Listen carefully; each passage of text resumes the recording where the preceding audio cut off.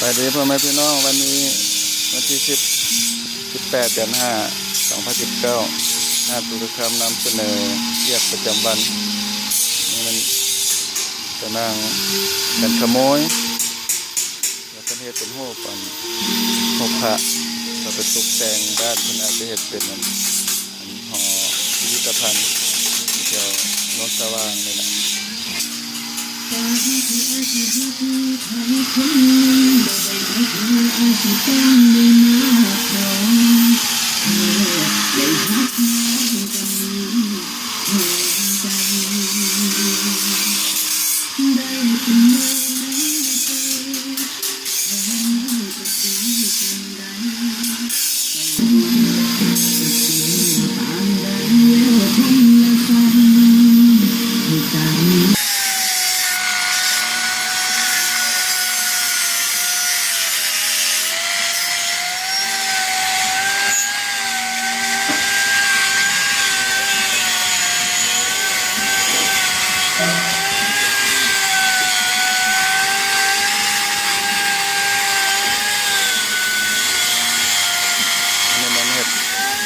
ล่อขายนะล่อขายลาบขายแกงน้ำไม้เต็มที่ให้ลูกค้าได้ตามสั่ง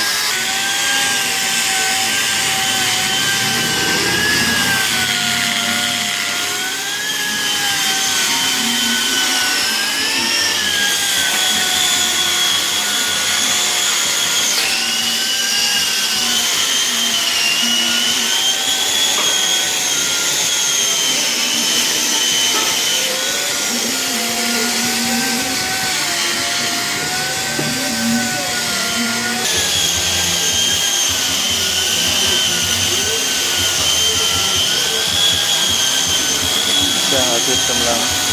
เร่งรีบเพื่อเป็นขโมยแต่เอาระเบียงต่างๆ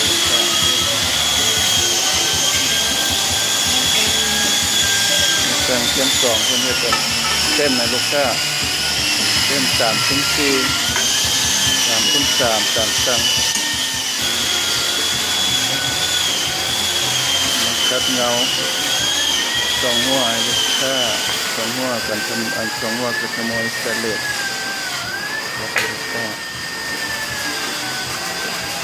มันสร้างอันน้อยแล้วสร้างมาจากเดินไก่แถวพงศลีพุ่นละลงน้ำท้าพุ่นละคุณนั่งเร่งรีบ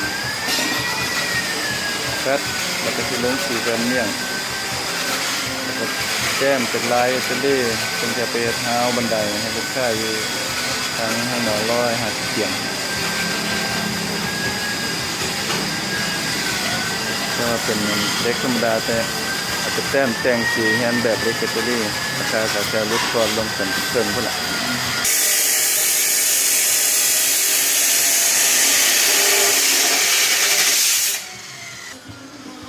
อันนี้ในสร้างศิษวาสเป็นกำลังกดเล็กด้านเล็กจะหมดดอกไม้ให้กรอบเอาระเบียงบันไดจะแต่งแต่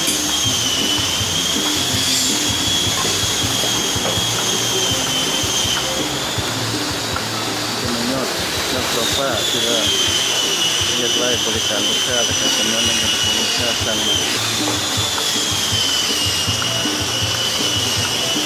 เต้นโครงเต้นอย่างมุดพาเต้นให้ลูกค้าส่งขณะนั้นงานแก้วโครงโลต่างๆสั่งได้กันยุงกันขโมยแก้ว